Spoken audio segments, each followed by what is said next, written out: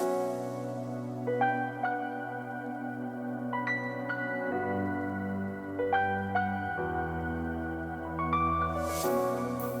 friends, violently running out of things to say in these intros here, bringing you another Dota 2 video on behalf of Dota Alchemy, and in this video I'm going to be talking to you about my absolute greatest life accomplishment.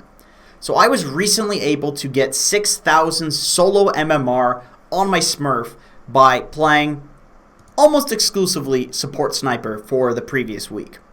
So you might be thinking, Jenkins, come on, what is with this meme bullshit? Give me more Nature's Prophet guides. Give me more real videos. Okay, this is a real video. I do think that memes are funny. I think it's funny to go into a game and pretend you're like role-playing sniper and just troll and see what people do. I do think that is funny.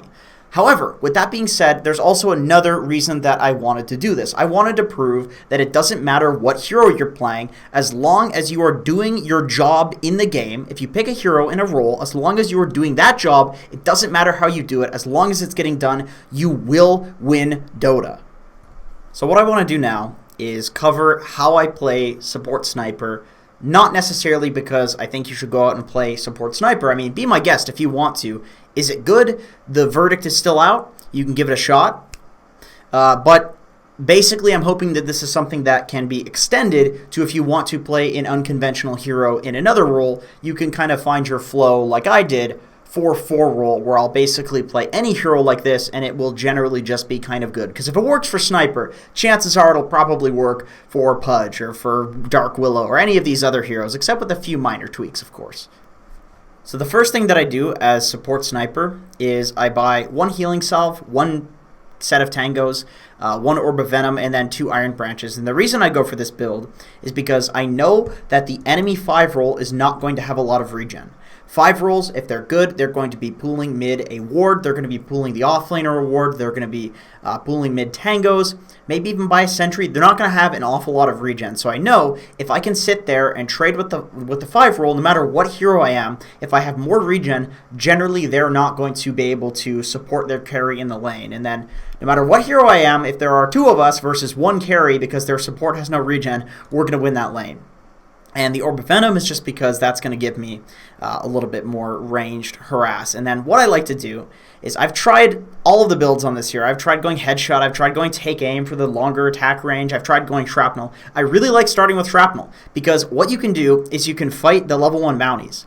And this is important because of the regen battle in the lane. It's not important because of the bounties. I don't care about getting the bounties. I mean, let's face it, Sniper is actually pretty good at fighting at level 1 because of the shrapnels, but it's more so I just want to get damage on the enemies. Because if I get damage on the enemies, when they come into lane, I'm going to have those shrapnel charges back up because I use them all at the same time and they only take 40 seconds to replenish, and they're going to have less regen than I do. So essentially, I'm trading almost nothing because it's only 50 mana cost per shrapnel to destroy a bunch of their regen. And if you can win the regen battle, you will win the lane. So the way that I play the first couple of minutes of the lane is incredibly simple. I will basically just stand in the trees and trade right clicks with the 5 roll. And if the 5 roll starts trading with me, maybe I'll drop a shrapnel charge. If I have 2. I'll maybe save 1 for the kill if this guy looks like he's putting himself out of position, which in this particular situation, the Shadow Shaman did put himself out of position. He even uses the courier, so his mid is losing the mid lane, or he should be losing the mid lane because he didn't get the courier. And now Ursa is left solo. So that's what I'll do in a lot of situations, is just trade with the 5. But sometimes the 5 roll is not dumb, and the 5 roll will not trade with you. What they'll do is they might go pull, they might go gank, they'll essentially do anything else because they know that they don't have enough regen to trade with you effectively. So then what do? Well, then you just beat the shit out of the carry. That's what you do. However, if the creep wave is right here, then it's quite difficult to harass the carry. You have very little kill threat on them. They have very little reason to run and hide and not get CS on the creep wave. So you want to put the lane in a situation where they're afraid of dying to you if they take too much harass. So essentially, what you want to do, here's your flowchart. You, number 1, trade with the support if you can. If that's not possible, you want to bully the carry. And if that's not possible because either they're just unbullyable for whatever reason, or the creep wave is way up here, then you want to shrapnel the wave or use whatever ability it is on your unconventional or conventional hero to push the wave, maybe even just right-click the range creep, and then pull this side camp here. This, of course, works on both sides, Dire and Radiant. And the way that I time the pull is just when the creeps are at this tower. I don't do timings. It's not my learning style. I learn to just do it based on when the creeps are here. So I'll pull it into here after pushing the wave. And you could just do this kind of push-pulling thing where you'll push the lane in by harassing the enemy team. You pull the side camp. You push the lane in by harassing the enemy team. And eventually you will gather a huge experience and gold lead, and they will have to leave the lane or they will die to you. And if they die to you, well, then you're probably just going to win Dota. So there's something that I do at the 4-minute, 45-second mark in every single support sniper game that I play. I walk up to the creep wave and I press shrapnel.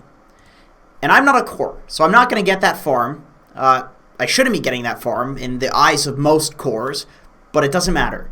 Because what this does is it pushes this creep wave, so this Ursa now has an entire wave of creeps that he doesn't want to leave in order to contest the bounty runes. And then that leaves this Windranger solo contesting Brewmaster and I at the bounties. So it's a 2v1. So this guy's not going to win that. He doesn't even try to steal it. Even though technically it would be worth dying for because the bounty's worth 250 gold at this point and a kill is about 220, depending on the net worth difference between the heroes. But it's worth about 200. And it's worth even more to get these bounties if you have a hero that wants to pick up a bottle because you're going to get a full bottle usage. Technically, you could get 2 full bottle usages if you have secured the bounties well enough, but it's hard. You can at least get 1. So you get, 500 to 1,000 gold of effective net worth, depending on how much you consider the bottle to be worth in terms of having it just easily filled up like that. And the only thing you need to do is at the 4-minute and 30-second mark think, okay, I don't care what my core is going to bitch at me for. I'm going to press Q on the wave because the gold that I'm going to secure my core for getting those bounties is way more than the entire wave of gold. So at this point, you might be wondering how I play the mid-game. You might be thinking, Jenkins, you probably just play traditional sniper in the mid-game. You just support in the lanes, then you take over as a core, and you just pretend that you're a support by supporting in the lanes. No, that's what techies players do. I'm a sniper player. It's different here. I don't build the traditional sniper items, and the reason for that is because I understand that if I were to take that space and play that traditional sniper, I would be taking farm away from somebody on my team. Probably the Brew, maybe the Juggernaut. It depends on who gets screwed over in the game, but somebody will get screwed over. So I need to essentially get that farm and contribute while also supporting and not taking farm away from my team. I need to essentially farm by fighting because that's what 4 roles do. So as you can see, the way that I play the mid game and generally the way that I play fights as well is I run around abusing this extended night vision that Sniper has. He has, I think, the longest night vision in the game that's not buffed by any ability. So that's something you want to abuse. You can kind of get these angles running around where you'll see people and they won't see you unless there's a ward. And if there's a ward, then you're scouting it because you'll see them react to you in a vision that couldn't be their hero vision. So that's something that generally as a support, that's great if you can accomplish that. But if there's no ward, you just run around being obnoxious, hitting people, shrapneling jungle camps they're trying to farm, generally just trying to make space and kite the enemy team. So this is a very important thing for how I play team fights. As you can see that the Ursa starts chasing me and I immediately run. You might be thinking, okay, now that the Ursa is running after him, he's just going to exit the jungle. But this is the point of doing this in the first place. Is I wanted to bait this guy. I wanted to waste his time. I wanted to waste the Windranger's TP. We almost kill him because he chased me, but the Windranger hit a really nice shackle. And then you can see exact same thing. I run away from the Windranger, I try to kite around trees, and I'm just generally trying to act very annoying. And then the moment they start running, I turn and start hitting them. Because it's really annoying getting hit by the headshot. That's a thing that you want to abuse on Sniper. People don't like getting headshot. They'll run at you.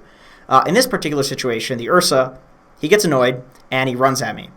So he runs away, I start hitting him, he turns around, and he actually ends up killing me. Which is unfortunate. I thought Brew had Drunken Brawler, which is why I was playing it a little bit more aggressive. I thought he would Drunken Brawler into Thunderclap, but he went for the Cinder Brew build, kind of greedy and just a more damage-heavy build. But in any case, essentially that's the way that I make space for my team, as I run around being as annoying as possible, just stealing camps, cutting creep waves, things like that. And then when they start fighting me, I run until they start running, and then I chase them, and then they run after me, and then I chase them, and then they run after me. And generally fights will go really well if the enemy team is wasting all of their time on a support sniper instead of on the important heroes on the team. And also, in terms of my build, I build items to allow me to play that play style more effectively. So I'll build tanky items, I'll build movement speed items, and just try to survive in fights and use my HP as a resource. So in this final clip here, I want to cover a couple of more bases, but also show you examples of some of the stuff that I talked about in the previous clip. So here I am, cutting a creep wave. We are pressuring the bottom tower, the tier 1 safe lane tower. I drag the creep wave to a camp, and then I farm all of it along with the camp with shrapnel. So this is great, even if you're not pressuring a tower, because you'll get double the farm, and the enemy team generally will be upset and try to deal with you. So you can make space doing this, and if you're cutting the creep wave, you're generally not taking anybody's farm, because it's really dangerous to do that, and the enemy team will run at you and you'll make space. So here's what I do afterwards. I run into the jungle. I just follow around the Alk. I just look for something. I just steal his farm because I'm hoping somebody will TP and waste their time on me. This guy knows I'm here. I mean, he's not dumb. He saw me chasing him.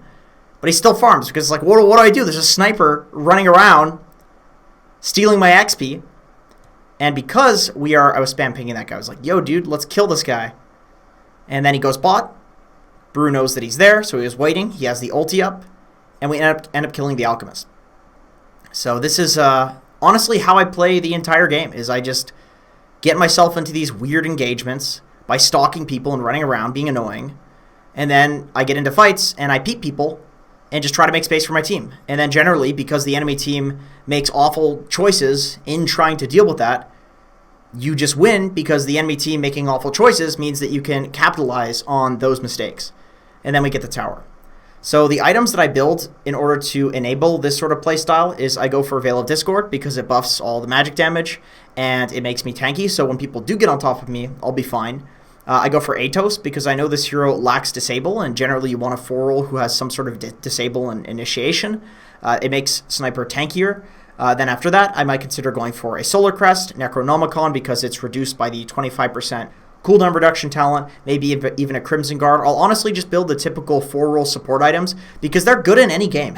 Like, there's nothing you can really build that you see. I've tried Spirit Vessel too. It's really great. All of these items, depending on just what's necessary in the game, are going to be good. As long as you are doing the support things that are needed in the game, you're going to win.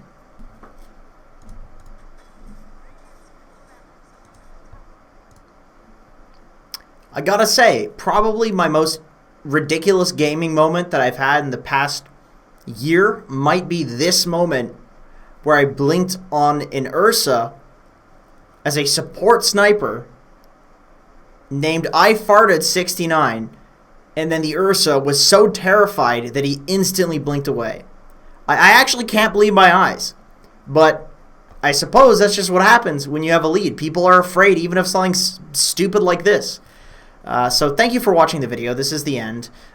The reason I wanted to make this, I know it's a bit of a meme video, but it's just essentially because I genuinely believe that if you have a flowchart on how to win with a particular role, you can play whatever hero you want in that role as long as you have a flowchart. It's better to have a strong opinion on the game, on a role, than to have no opinion at all, even if your opinion is not optimal. So I'm not saying this is the best way to play 4-roll. I'm just saying this works for me, and so it works on something stupid like support sniper, and I think you can develop stuff like that very easily as well.